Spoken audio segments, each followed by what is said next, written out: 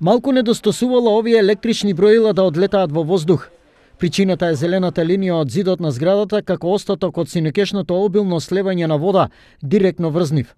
Затоа превентивно Евана без малку 24 часа ги остави без струја 28 станари од зградата на улицата Борис Крајгер во населбата Сењак. Синака тука течеше многу вода, испод дира, они се бајато го правија и вечето 9 саато па исподира, викаме од дистрибуција, дојдеа, искучија ја и сега не знам кога ќе ја кучи. Немањето на струја ја зголеми нервозата на станарите.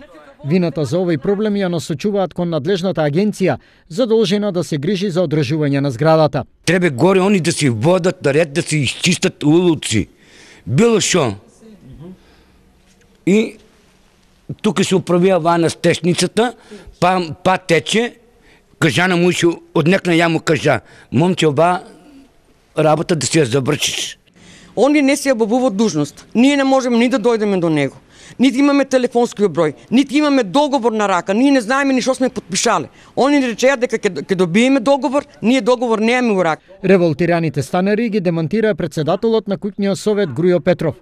Тој јавно го покажа договорот кој во име на сите станари од овој влез го склучил со агенцијата Стамбен сервис на 8 август годинава.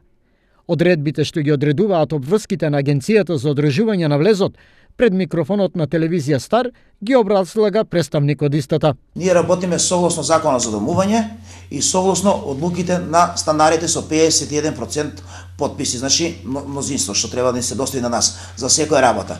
Доколку не ни се достави никаква одлука, ние сме должни единствено струја да плаќаме, да даваме правени финансиски извештаи и тука заврши нашата работа. Во интерес на станарите од агенцијата за телевизија Стар тврдат дека утрово го исчистеле овој олук препон со ѓубре.